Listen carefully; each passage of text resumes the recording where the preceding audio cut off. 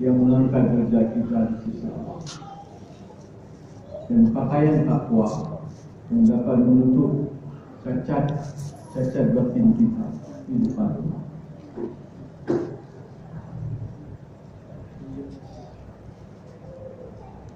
Buah takwa yang sangat nyata, yaitu Allah memberikan kepada kita furqan dalam hidup. Allah berfirman dalam surat Al-Anfal ayat 29, Ya ayyuhalladzina amanu in tattaqullaha yaj'al lakum furqana wa yukaffir 'ankum sayyi'atikum wa yaghfir lakum. Wahai orang yang beriman, jika kamu bertakwa kepada Allah, maka Allah memberikan kepadamu furqanan. Allah memberi furqan. Allah memberi kemampuan bagimu untuk membedakan antara yang baik dan yang buruk, antara yang benar dan yang salah, antara yang menguntungkan dan yang merugikan. Furqan itulah hadiah Allah yang sangat berharga, sehingga dalam hidup ini yang baik tidak kita sangka buruk, yang buruk tidak kita pandang baik, yang menguntungkan tidak kita sebut merugikan, yang merugikan kita tidak memandang menguntungkan. Yang cantik jangan bilang jelek, yang jelek jangan bilang cantik, yang busuk jangan buang, jangan bilang enak, yang enak jangan bilang busuk. Hari ini manusia hampir tidak memiliki furqan. Itulah tanda manusia sangat jauh dari takwa. Wahai orang yang beriman, jika kamu bertakwa kepada Allah, Allah berikan kepadamu furqan. Dan itu sudah beruntung hidup. Orang yang sudah diberi furqan mampu melihat yang salah-salah dan mampu meninggalkannya, mampu yang melihat benar dan mampu meninggalkannya. Seperti sebuah doa, Allahumma arinal haqqa haqqan warzuqna ittiba'ah. Ya Allah, beri kemampuan bagi kami untuk mengenal yang benar betul benar di mata kami, dan beri kemampuan bagi kami mengamalkan yang benar itu. Wa arinal batila batilan. Perlihatkan ya Rabbi yang batal memang batal di depan mata kami. Warzuqna ijtinaba. Beri kemampuan kami, oh Tuhan, oh Rabbi, untuk dapat meninggalkan yang batil.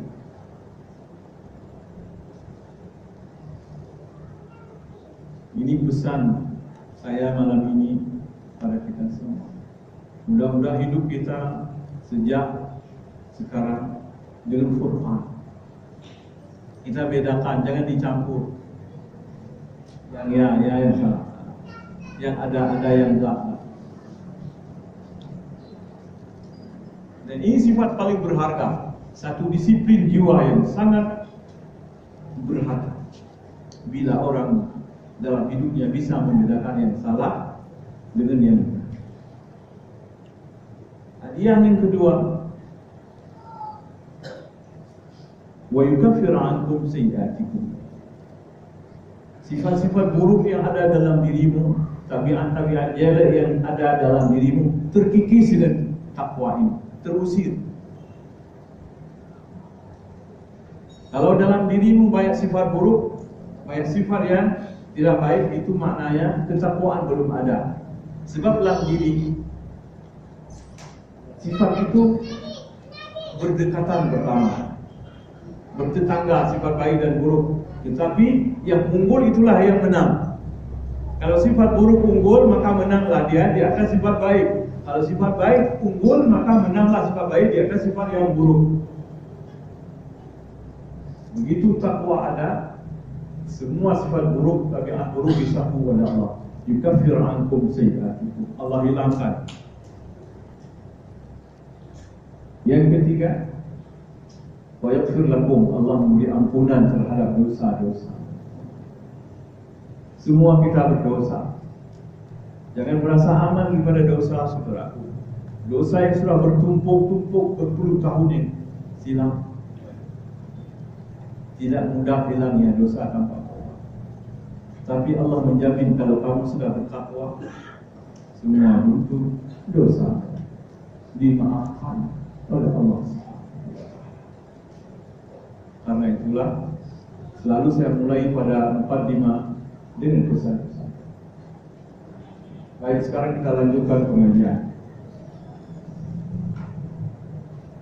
Mari kita mendalami kembali tentang ma'rifatul Quran, mengenal Quran. Sebab kewajiban bagi kita untuk mengenal Allah, mengenal Rasulullah Muhammad, mengenal Quran dari Allah yang dibawa oleh Rasul, mengenal Islam. Kalau tidak, kita tidak bisa mengamalkan. Maka malam ini saya ajak kita untuk mengenal Quran lebih dalam. Kalau tidak habis, kalau dicatat bulan depan atau giliran yang akan datang, tolong diingatkan saya lanjutannya. Kalau nggak habis malam ini, pokoknya dengan untung bersambung dan ada kesimpulan ilmu. Baik, pertama kita melihat definisi Quran. Quran itu apa definisinya? Di antara sekian banyak ulama memberi definisi, saya simpulkan selengkap-lengkapnya. Al-Qur'anu huwa kalamullahil mu'jizu, kalamullahil mu'jizul munazzalu ala qalbi Muhammadin sallallahu alaihi wasallam al-manqulu ilayna bit-tawatur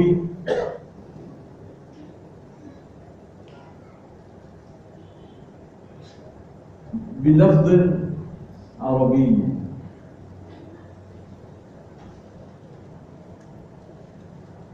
المتعبد بتلاوته والمفدوء بسورة الفاتحة والمختوم بسورة الناس. Itulah definisi Quran. Al-Quran huwa kalamullahil mu'jiz. Quran adalah kalam Allah yang penuh mukjizat, yang bisa mengalahkan, mematahkan tantangan siapapun. Kalam Allah yang penuh mukjizat, al-mu'jizu, yang mengalahkan, melemahkan, mematahkan siapapun yang menentangnya.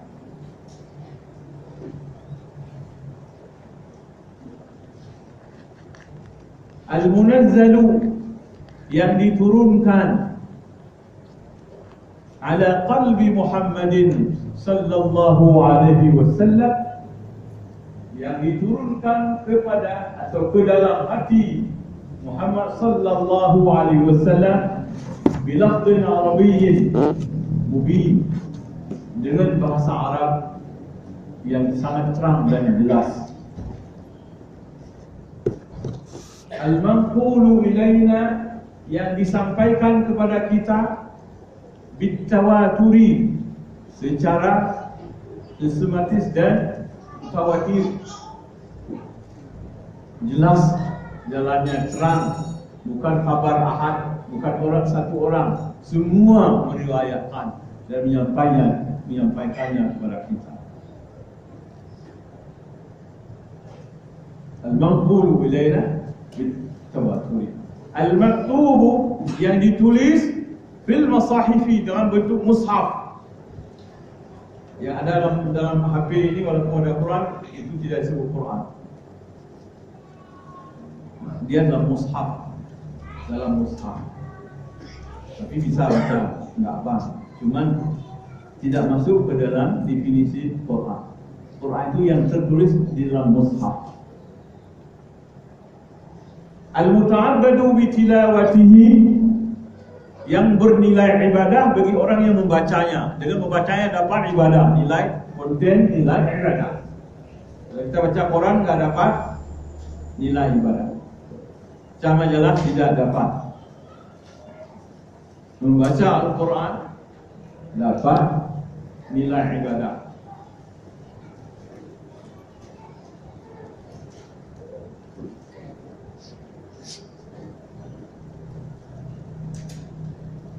Al-Mahdum yang dimulai isinya di suratil Fatihah, dengan surat Fatihah.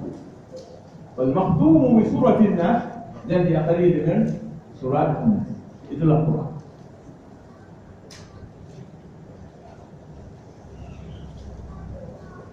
Definisi Quran dikemukakan oleh para ulama sangat banyak. Sudah saya simpulkan dengan sangat lengkap. Kalam Allah yang penuh mukjizat, tidak ada yang bisa melawan kalam Allah. Allah mempersilakan dan mereka sudah coba tak bisa. 10 surat tak bisa, 1 surat tak bisa, 1 surat pun tak bisa. Seperti dalam surah Al-Baqarah ayat 23 Allah berfirman, "Wa in kuntum fi raibin mimma nazzalna 'ala 'abdina fa'tu bi suratin min mithlihi." Bila kamu ragu tentang Quran yang kami turunkan kepada hamba kami yang bernama Muhammad, ragu kamu, coba kamu buat bi suratin mithlihi, dengan 1 surat saja yang sama dengan Quran itu. Wad'u syuhada'akum min dunillah, panggil orang-orang yang mau bantumu selain Allah, panggil, suruh buat. In kuntum shadiqin, kalau kamu tantangan. Penuh mukjizat, tidak bisa dilawan, tidak bisa ditantang. Allah mengatakan dalam surah Bani Israel ayat 88, Allah berfirman, "Qul law istama'atil insu wal jinnu 'ala an ya'tu bimithli hadzal Qur'an la ya'tuna bimithlihi walau kana ba'dhuhum li ba'dhin dhahira." Katakan olehmu wahai Muhammad, andai kata manusia dan jin bersepakat, berhimpun untuk mencoba membuat, mengarang Quran seumpama yang Allah turunkan, la ya'tuna bimithli, niscaya tidak mampu mereka berbuat.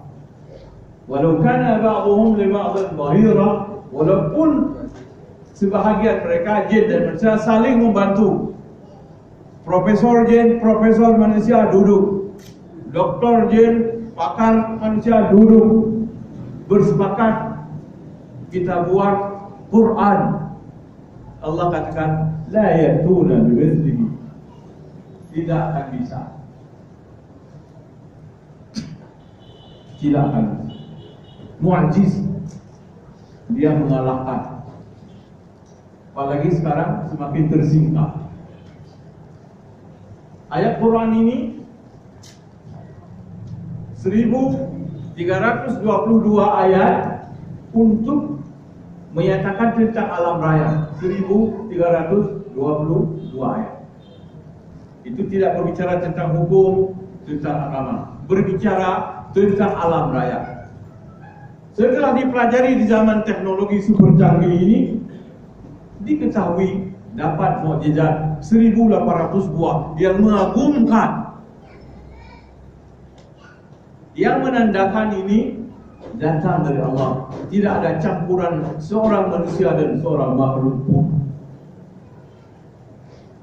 1800 dari 1322 ayat tentang alam, tentang al-kaun, al-ayatul kauniyah, ayat-ayat tentang alam, bukan tentang hukum dan bukan tentang syariat, tentang alam. Untuk apa Allah menurunkan ayat tentang alam terlalu banyak? Apa sekedar informasi atau warta berita atau untuk hiburan? Bukan. Supaya menjadi sumber mukjizat sepanjang zaman. Semakin maju teknologi, semakin tersingkap dan terungkap rahasia Quran yang berkenaan dengan alam, bukan dengan hukum syariat, berkenaan dengan alam. Kalau hukum syariat sudah dibuka semua oleh Allah kepada Rasul, kepada sahabat, sudah selesai. Ini hukum alam, tentang alam, bintang, bumi, tentang tumbuhan, tentang hewan, tentang darah, tentang semua tentang alam dan isinya. Supaya tidak pernah basi, dibuka pelan-pelan. Semakin maju semakin nampak, semakin maju semakin nampak, semakin tinggi peradaban semakin terlihat. Supaya sah dia menjadi kalam ilahi yang abadi sebagai tuntunan selama bumi masih ada. Yang membuktikan Rasul Muhammad adalah Rasul terakhir, bukan Rasul sementara. Tersingkap. Andai kata semua telah tersingkap zaman Rasul, tidak bernilai mukjizat lagi, tidak mencengangkan, tidak menarik perhatian lagi. Sekarang, padahal kau nanggu, dirbe la parto, nanti dengar lu buka, habis nanti betul. Dirbe la parto kau, dirbe la parto boleh baru habis jualnya kopi. Tapi di masjid itu, di masjid apa namanya, itu lapang saya masukkan dalam menguraikan tafsir, saya masukkan. Nanti besok malam kita ada ngaji sana, yang mau pergi. Besok malam habis isya.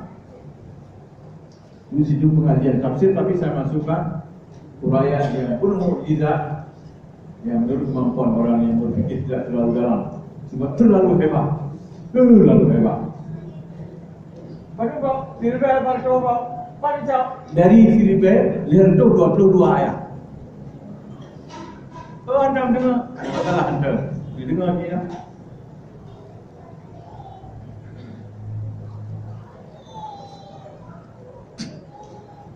Allah. Maka Prancis, Jerman goyang sekarang. Takut sekali terus pengen Islam yang cepat. Maka kaum muslimin dibuat iman yang buruk. Sengaja dibuat ada orang-orang jahat menembak atas nama orang Islam, bunuh atas nama orang Islam, supaya jangan berkembang lagi Islam yang indah. Ketakutan.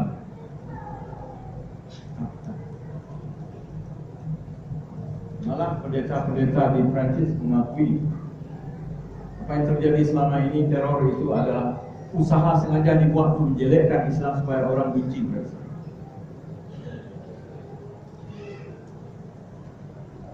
Karena semakin baca Quran pun mukjizat semakin masuk, enggak bisa dibendung lagi.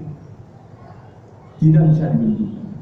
Sehingga diperhitungkan Eropa itu abad depan, Amerika dan Eropa lebih banyak orang Islam daripada orang Kristen.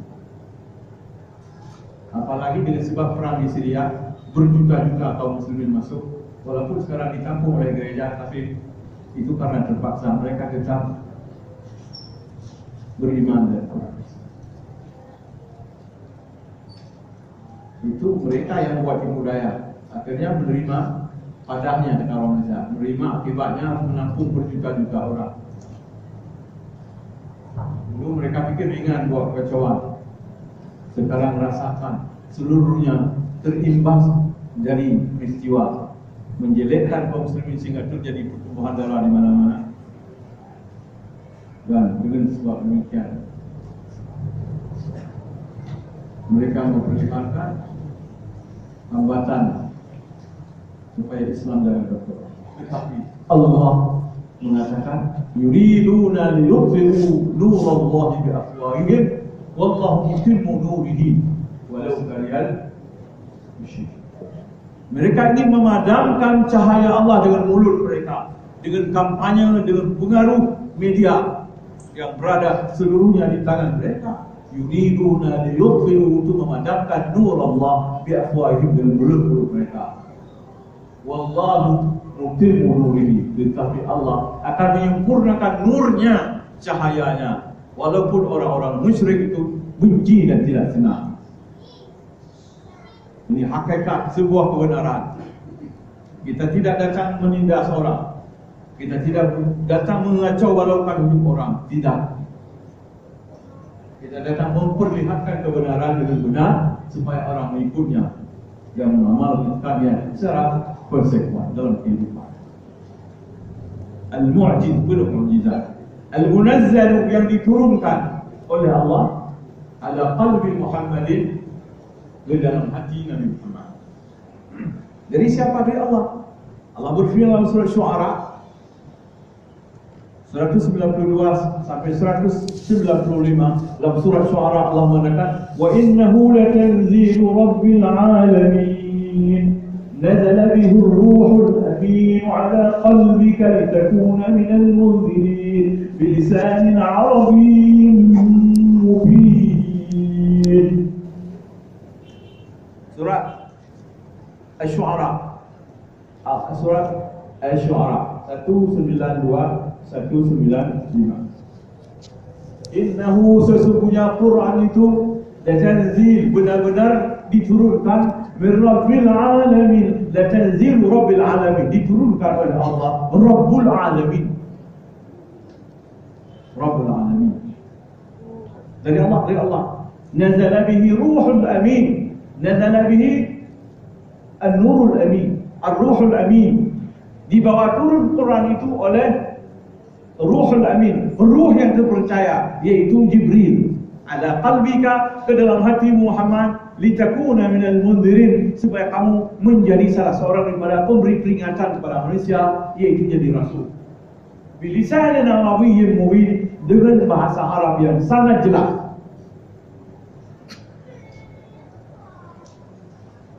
Jadi Quran itu turun ke dalam hati Nabi Muhammad dari Allah melalui Jibril. Caranya, kadang-kadang Jibril itu datang menyerupakan diri seperti manusia, seperti yang terjadi di Gua Hira. Itu merupakan seorang laki-laki yang cantik, yang gagah, datang mirip manusia, tapi bukan manusia. Kadang-kadang dengan rupa malaikat itu sendiri, pernah dilihat oleh Nabi sebelum turun, waktu turun surat Muzammil dan surat Mudaththir. Itu malaikat dilihat 700 sayap oleh Nabi, terbang sehingga Nabi menggigil, pulang menyuruh kepada istrinya, ada orang yang ada di sekitarnya itu menyelimutkan dia karena menggigil ketakutan. Malaikat hendak dahulu jujur tuh bagai kejut, terbangnya dengan 700 sayap. Malaikat Jibril ini, kata Allah dalam surah Al-Ma'arij ayat 4, ta'rujul malaikatu war-ruh, malaikat dan Jibril naik ke atas fi yaumin, satu hari sampai.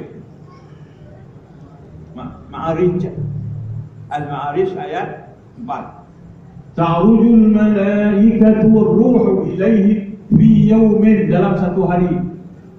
Satu hari berapa jam? Kana miqdaru, yang dalam perhitungan kamu, kalau kamu hitung dengan 24 jam hitungan dunia, lamanya 50,000 sanah, 50,000 tahun. 50,000 tahun kepada Allah, si urau malaikat kau buat itu. Dia tak hitung kan? Saya hitung 50,000 tahun ke kamu. Siapa punya umur? Siapa mampu? Begitulah Jibril yang membawa wahyu satu hari turun, dan naik turun cuma satu hari. Yang bila kamu hitung, kana miqdaruhu 50,000 sanah, 50,000 tahun. Jauh sekali. Dengan sayap 700 dan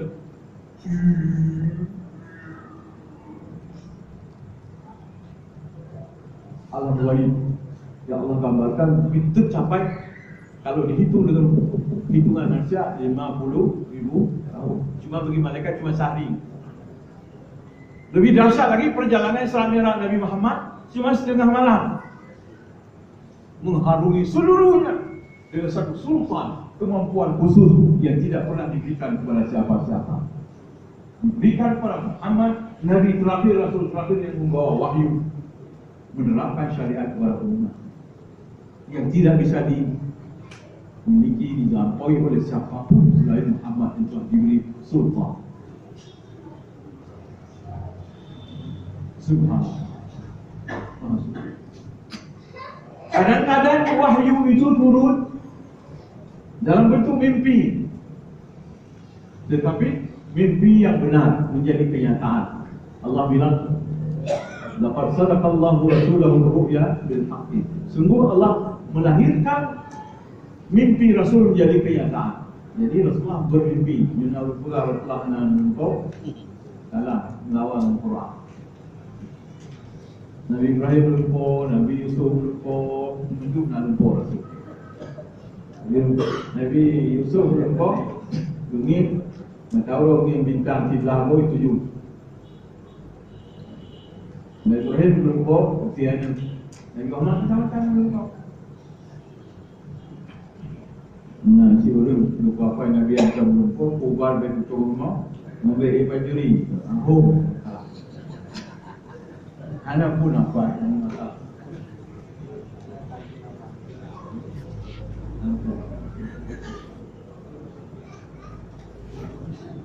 Nabi Nan lupa. Malah sebahagian wahyu datang seperti itu.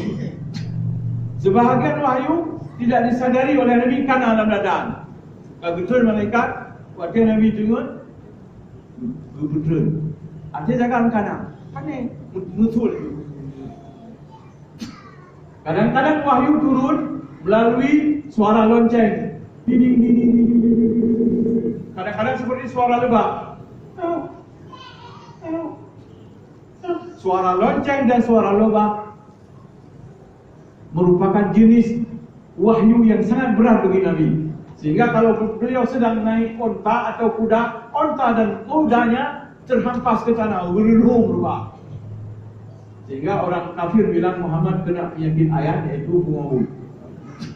Yang pengoboi meong-meong harubah unta, harubah kuda. Beratnya beliau konsentrasi kalau datang wahyu dengan model suara lonceng dan suara lebah. Kata Zaid bin Sabit, kadang-kadang Rasulullah duduk di masjid, duduk kaki ada sahabat.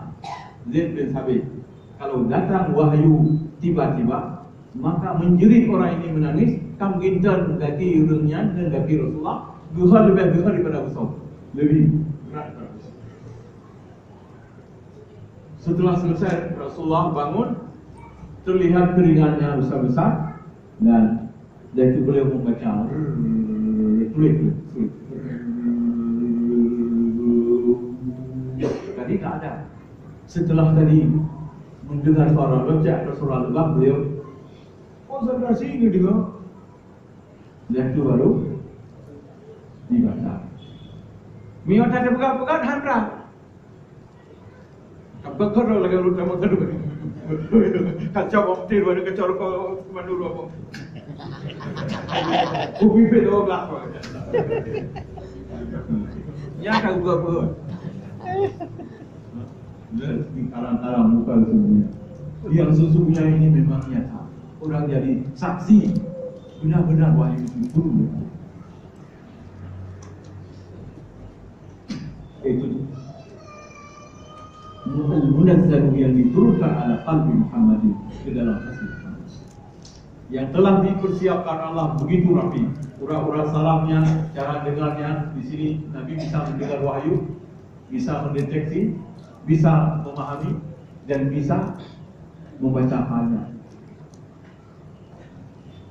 Allah.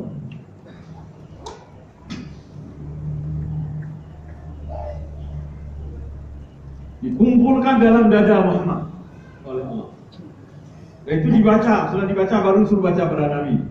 Maka Allah berkata dalam surah Al-Qiyamah, la tuharrik bihi lisanaka lita'jala bihi.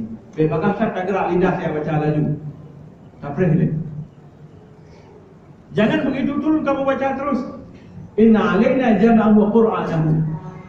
Tugas kami kata Allah menghimpunkan Quran dalam dadamu dan tugas kami membacakannya. Fa idza qara'nahu fattabi' qur'anahu. Bila kami sudah baca, dibaca oleh Jibril bagaimana bunyi, kamu ikut.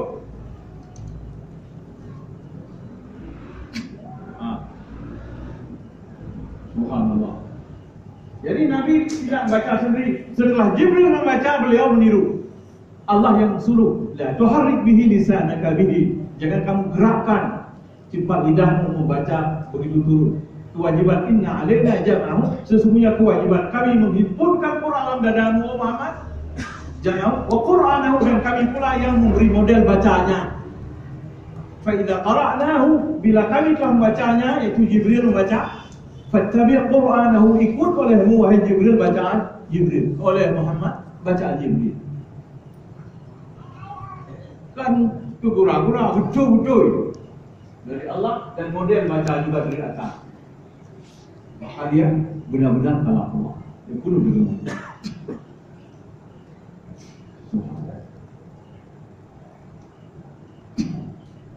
dengan bahasa Arab yang mubin, yang bisa menerangkan. Karena dengan bahasa lain tidak bisa memuat wahyu Allah. Tidak bisa muat wahyu Allah dengan bahasa lain. Karena bahasa Arab, bahasa yang telah dikembangkan dalam sejak Nabi Nuh beribu-ribu tahun berkembang sehingga dia jadi bahasa yang layak untuk memuat wahyu Allah, yang tidak muat dalam bahasa lain. Nanti bahasa, maka Quran harus ditafsir sebab isinya lafalnya sedikit, kalau kita urai jumlah saja. Seperti kata manajemen dalam bahasa Inggris. Kata manajemen kalau diurai, sebuah lagi. Enggak ada kata-kata yang lebih banyak arti dalam bahasa Inggris selain manajemen. Begitu juga bahasa Arab itu bahasa yang paling kaya. Kaya sekali. Hanya ada masalah. Allah kembangkan dia menjadi bahasa Al-Quran. Sehingga mengagumkan orang. Bahasa kitab suci yang lain tak bisa dihafal orang, bahasa Arab bisa. Abu Dhabi celoh ya fa winat kafsihan terhafal. Quran anak-anak maya kawin dia fa du. Banyak sekarang anak-anak usia di bawah 10 tahun bisa hafal Quran, banyak. Walaupun saya kata Tuhan untuk bawa surah anak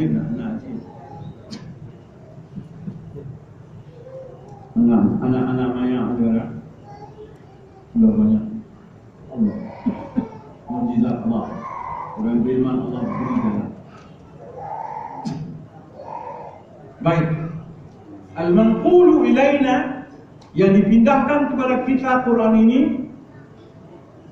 dengan mutawatir, bukan dengar-dengar. Dengan mutawatir orang meriwayatkan, menulis dan menyampaikannya. Tidak ada satu huruf pun yang tinggal, tidak ada satu pun huruf yang lebih dan kurang. Al-maktubu yang ditulis bil masahib, dalam mushaf. Yang bukan mushaf itu bukan Quran. Mushaf. Al-muta'abbadu bi tilawatihi, bernilai ibadah dengan sebab membacanya. Dapat nilai ibadah dengan membacanya. Allah.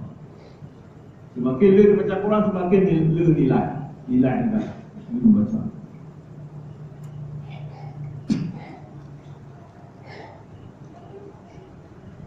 Al-mabdu'u dimulai dengan surah Al-Fatihah. Bi surah Al-Fatihah. Wal maqtumu bi suratin Nas. Diakhiri dengan surat Nas. Luar biasa. Walaupun diturunkan ada waktu-waktu tertentu, sejarah turunnya Quran dan sebab turunnya Quran, mawatinun nuzul, tempat turun, wa asbabun nuzul, dan sebab-sebab turun. Tetapi paling mengagumkan susunannya dimulai dengan surah Al-Fatihah, diakhiri dengan surah An-Nas, di mana semua yang terangkum dalam satu ikatan yang sangat rapi, yang luar biasa, yang menunjukkan bukan buatan manusia, perintah Allah itu disusun demikian sehingga satu dengan lain bersambung berkait. Allah Akbar.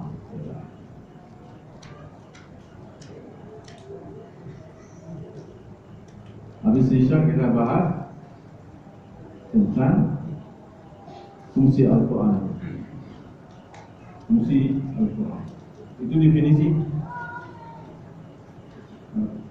Sudah habis waktu, kita salat dulu. InsyaAllah mungkin yang masih ada waktu kita sambung.